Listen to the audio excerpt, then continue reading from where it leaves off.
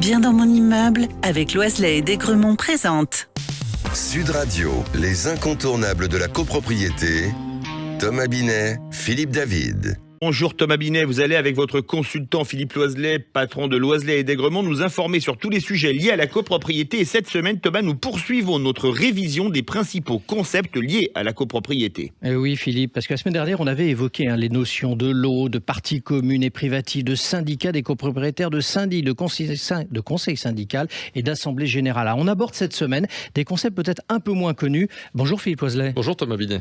Alors on commence par le règlement de copropriété, c'est bien ça ? Oui, ce document très important dans la vie d'une copropriété s'impose à tous, copropriétaires comme syndics.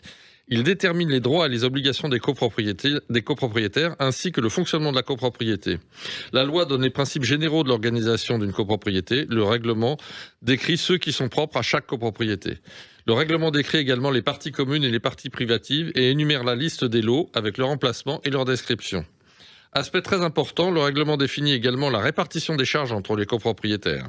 Il faut enfin souligner que tous les copropriétaires s'engagent à respecter ce règlement lorsqu'ils deviennent membres du syndicat des copropriétaires. Alors on va s'intéresser maintenant aux charges de copropriété, très concrètement. Oui, c'est en général ce que l'on aime le moins dans la copropriété. Je confirme. Il s'agit en fait des dépenses et coûts associés à l'entretien, la réparation et la gestion de l'immeuble. Ces charges sont réparties entre les copropriétaires selon des critères définis par la loi et par le règlement de copropriété. Dans la plupart des cas, les charges sont appelées par acompte par le syndic, chaque trimestre, avec un ajustement en fin d'exercice pour tenir compte des écarts entre les acomptes versés et la quote-part réelle de chacun lorsque les comptes de la copropriété sont arrêtés à la fin de l'année. Alors on nous parle souvent de tantièmes, mais ça correspond à quoi Philippe ? Les tantièmes, on dit aussi parfois les millièmes, oui, représentent la quote-part de chaque copropriétaire dans l'immeuble. On parle de millièmes parce que fréquemment, le total des participations de l'ensemble des lots est ramené à 1000 et que les participations sont calculées par rapport à ce total de 1000. Ces tantièmes sont généralement calculés en fonction de la surface et de la valeur de chaque lot, ainsi que de la situation de ce lot dans l'immeuble. Vous avez un exemple, Philippe, pour illustrer votre propos ? Oui, par exemple, un appartement en étage élevé aura une contribution plus élevée aux charges d'ascenseur qu'un appartement situé au premier étage. Il faut également souligner que les tantièmes ou millièmes sont également utilisés pour l'attribution des voix de chaque copropriétaire lors des assemblées générales. La règle est que l'on paye de la même façon qu'on vote et inversement. Plus vous disposez de tantièmes, plus vous disposerez de voix en assemblée générale et plus vous participerez aux dépenses de la copropriété. Alors on nous parle quelquefois du fonds travaux, ça correspond à quoi ? Eh bien, le fonds travaux, c'est une provision financière obligatoire qui a été créée par la loi Allure, on reviendra plus tard sur ce nom, et qui est destinée à financer les travaux futurs de la copropriété. On parle de plus en plus de fonds à propos du financement des travaux de rénovation énergétique des immeubles. Et pour terminer, il y a le carnet d'entretien. Oui. Ce document recense sous la responsabilité du syndic les caractéristiques de l'immeuble, année de construction, description des équipements communs, etc., la liste des travaux réalisés et enfin les contrats d'entretien et de maintenance, le tout permettant de suivre l'historique de l'entretien de la copropriété.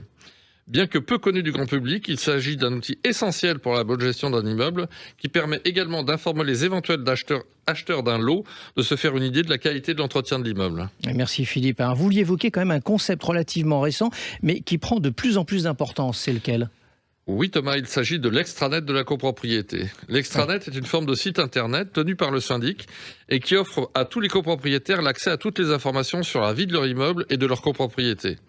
Quand je parle de vie, c'est au sens technique et juridique. Les copropriétaires ont grâce à cet outil accès à la comptabilité de leur immeuble, compte commun et compte de chaque copropriétaire, aux documents juridiques, aux convocations et comptes rendus des réunions de copropriété.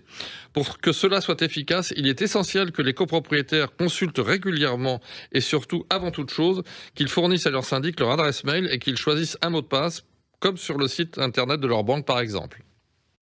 Sud Radio, les incontournables de la copropriété. Thomas Binet, Philippe David. Avec Loiselet et Desgremont, bien dans mon immeuble.